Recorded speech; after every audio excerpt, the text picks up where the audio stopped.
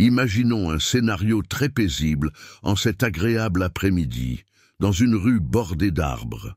Michael, qui a autrefois été général aux États-Unis et qui a cette allure de quelqu'un qui sait de quoi il parle, profite du climat pour se promener. C'est un homme grand et fort, et même habillé simplement en jean et t-shirt blanc. N'importe qui remarquerait qu'il est une personne très importante. Il habite à proximité et aime se promener pour se détendre un peu du travail. Pendant ce temps, l'agent de police Dedes fait sa ronde quotidienne, roulant lentement pour s'assurer que tout va bien dans le quartier. Il est très fier de son travail et se sent comme le véritable gardien de cette paix. Il observe tout avec beaucoup d'attention, comme un faucon qui ne laisse rien lui échapper. À un certain moment, Dedes aperçoit Michael marchant tranquillement. Pour une raison quelconque, bien qu'il n'y ait rien de suspect, Dedes devient méfiant. Peut-être parce qu'il ne connaît pas Michael, ou simplement parce qu'il ne s'attendait pas à le voir par ici. C'est ici que commence un peu de tension dans cet après-midi, jusque-là très calme. Dedes décide qu'il doit en savoir plus et commence à suivre Michael avec sa voiture, très lentement. Michael s'en aperçoit, mais ne montre aucun signe d'inquiétude, ce qui rend Dedes encore plus mal à l'aise. Finalement, Dedes arrête la voiture et s'approche de Michael, ajustant sa ceinture et sa radio.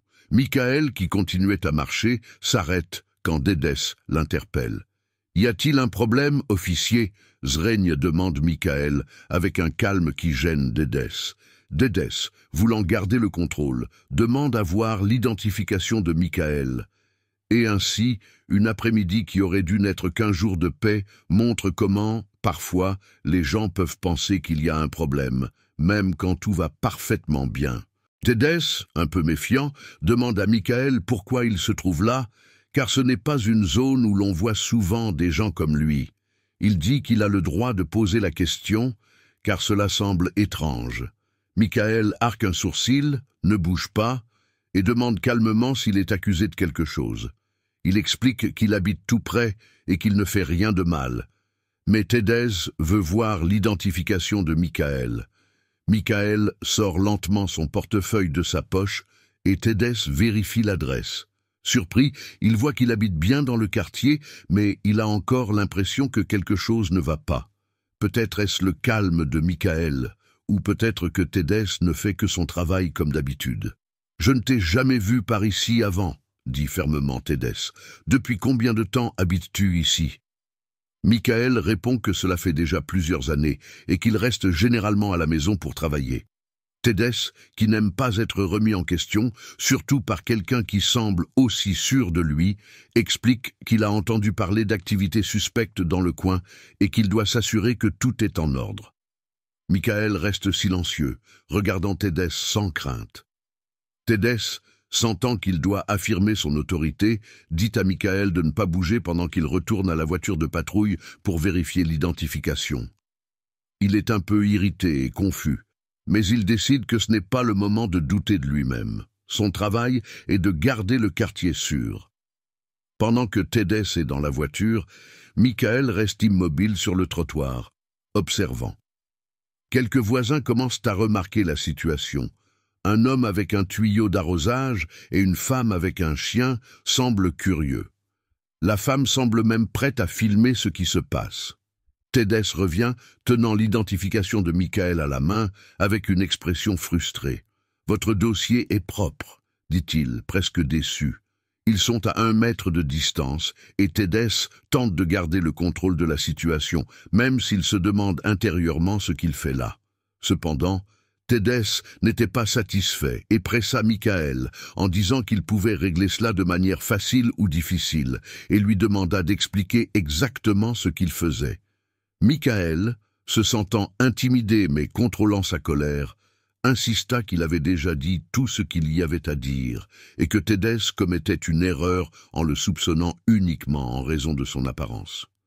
La situation s'est tendue et Michael, malgré ses efforts pour rester calme et affirmer qu'il connaissait ses droits, a fini menotté et conduit à la voiture de police. Les voisins observaient, perplexes et inquiets. La femme qui promenait son chien a commencé à filmer toute la scène avec son téléphone, espérant que cela aiderait à éviter que la situation ne dégénère.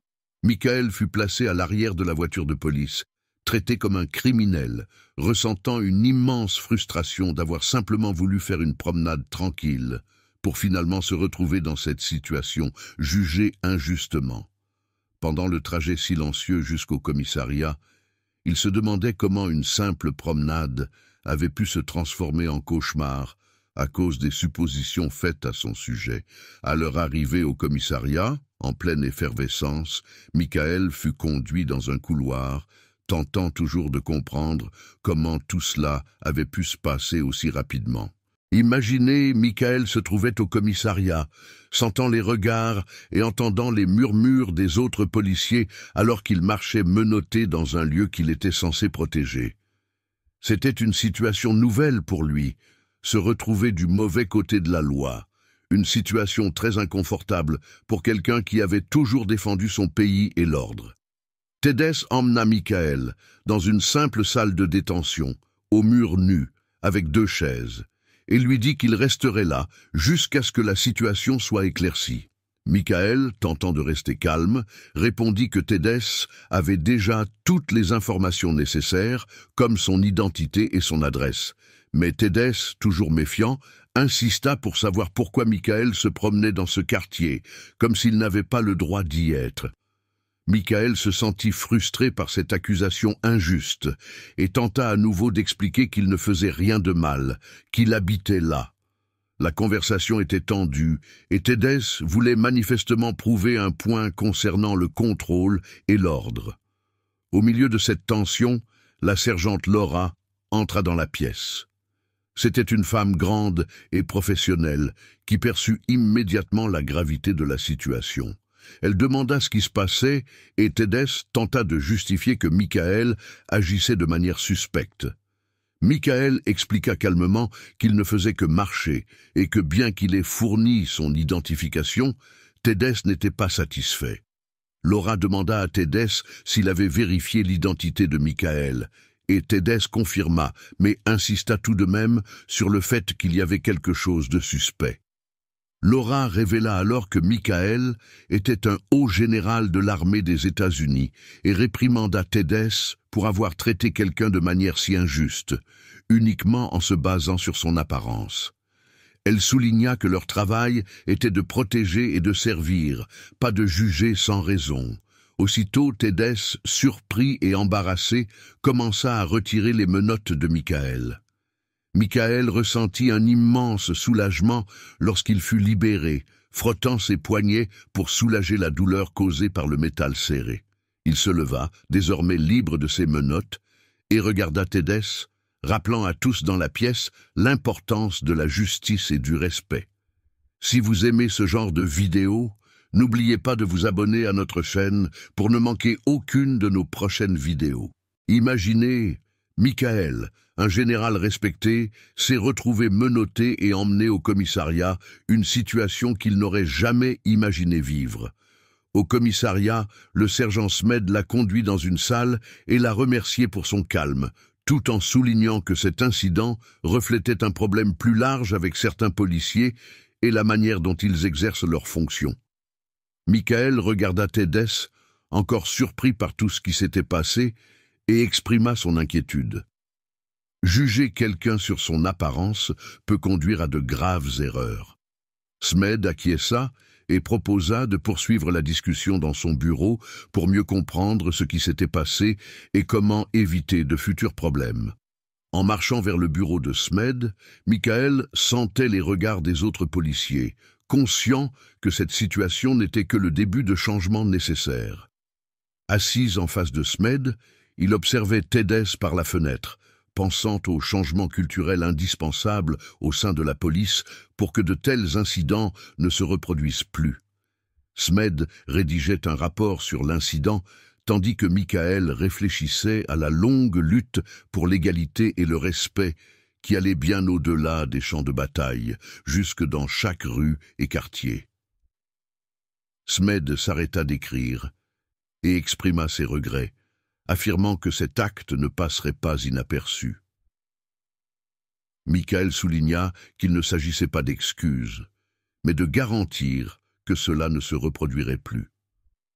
Smed acquiesça à nouveau, indiquant qu'il commencerait par évaluer le comportement de Tedes et que le changement ne serait pas immédiat, mais qu'il devait commencer quelque part.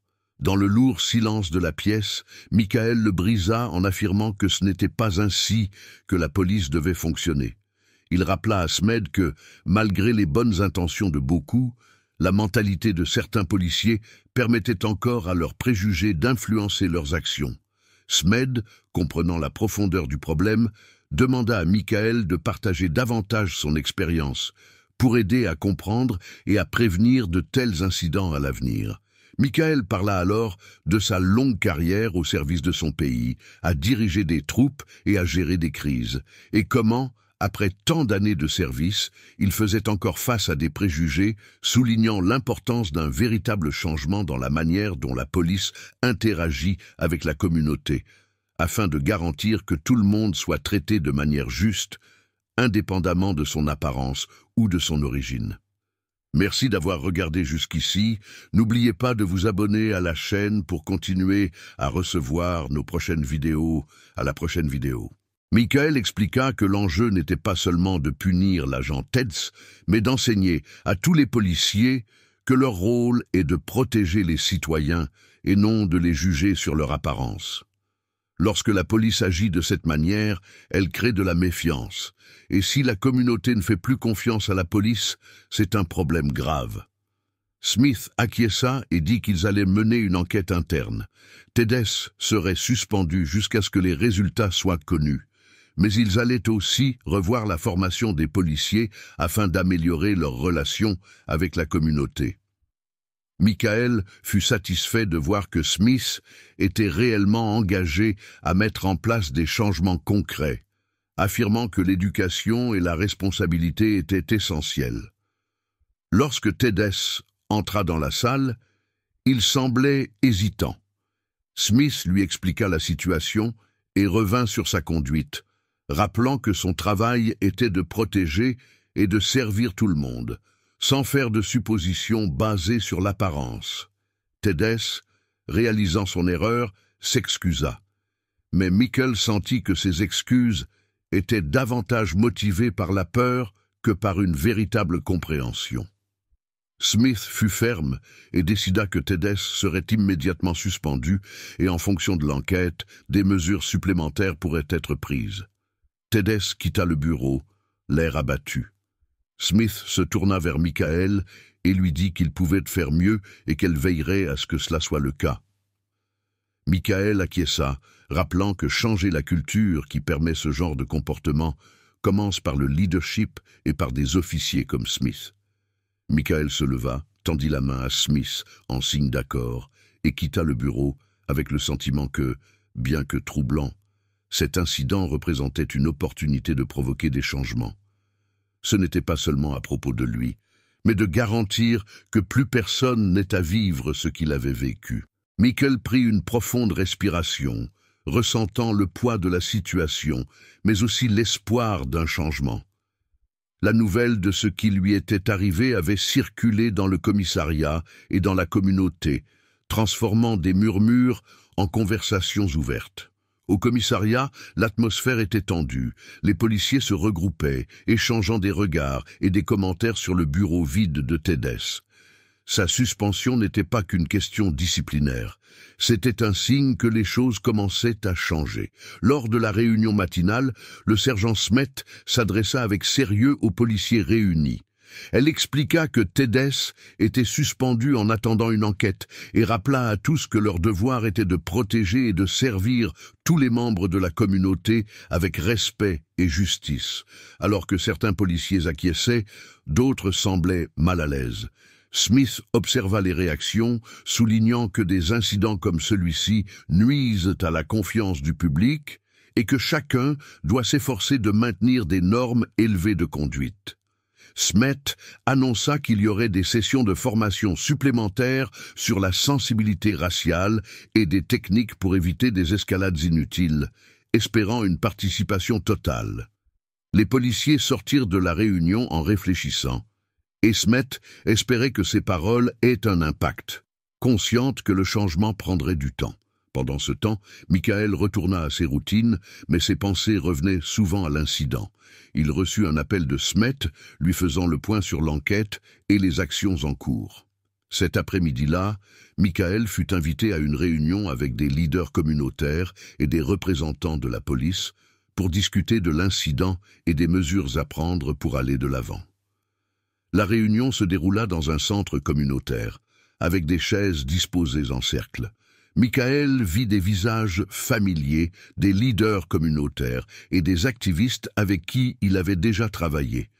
La réunion commença par une leader communautaire, Madame Turner, exprimant sa gratitude pour la présence de tous et soulignant l'importance d'aborder les questions mises en lumière par l'incident impliquant Michael. Il ressentit un mélange d'anxiété et d'espoir, sachant qu'il participait à quelque chose de crucial pour la communauté et pour la justice. Michael prit une profonde respiration, sentant les regards de tous dans la salle braqués sur lui. Il commença à parler avec clarté.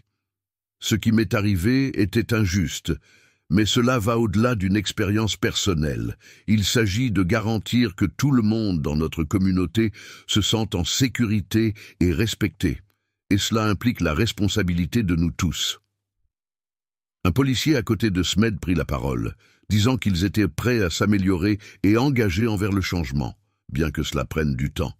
Michael reconnut son honnêteté. « Nous devons commencer par la formation », suggéra-t-il.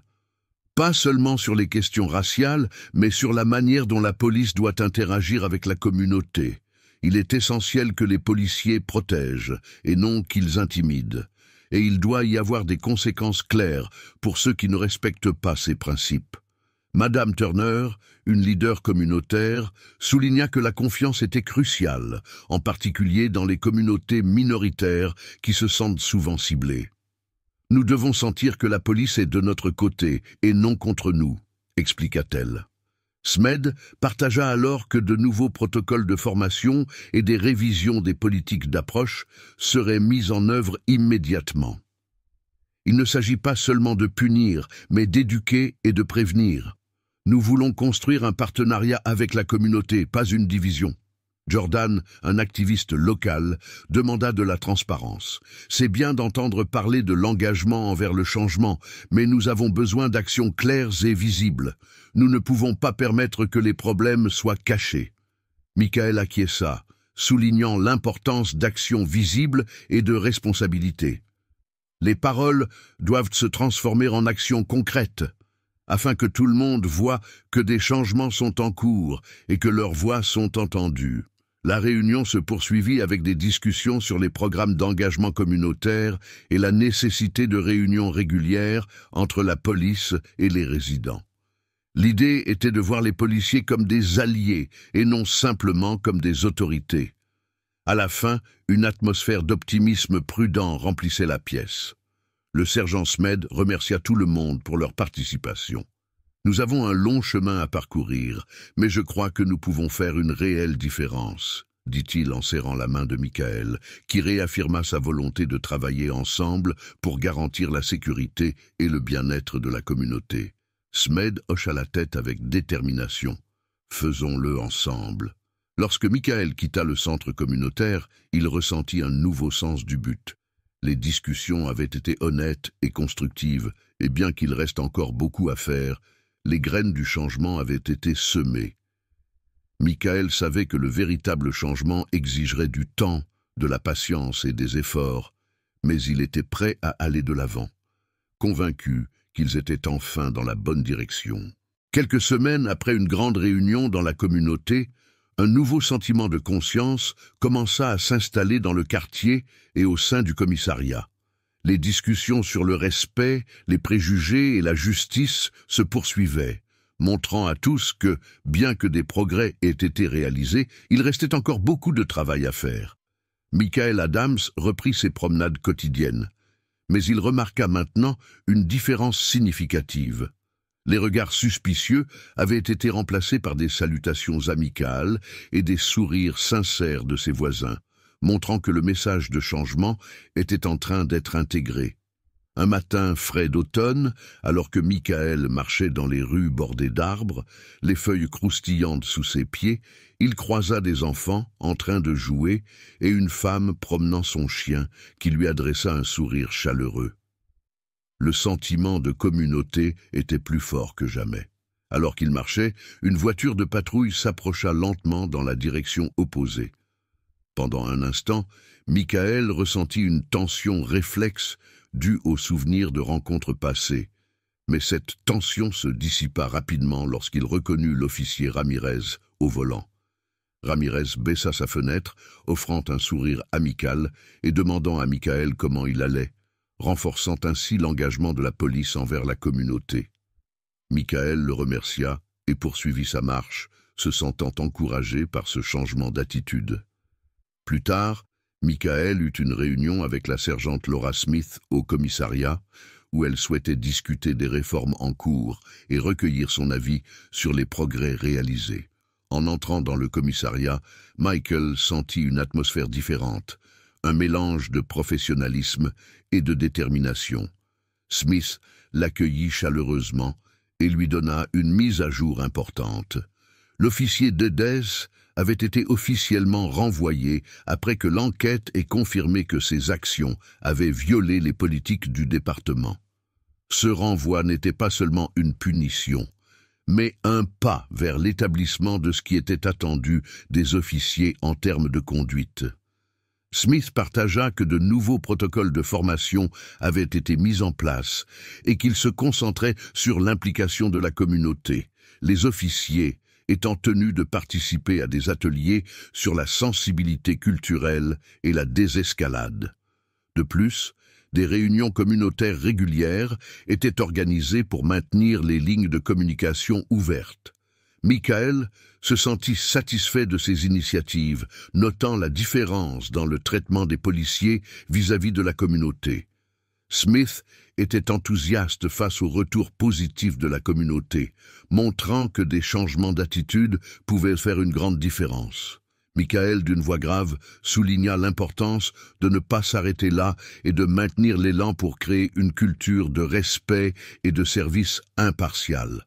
En quittant le commissariat, Michael ressentit un sentiment de conclusion et un puissant rappel que, même dans des situations difficiles, il y a toujours une opportunité de croissance et de changement. Il était fier des progrès réalisés, mais savait que la vigilance et l'engagement constant seraient essentiels pour continuer à avancer dans la lutte pour la justice et l'égalité.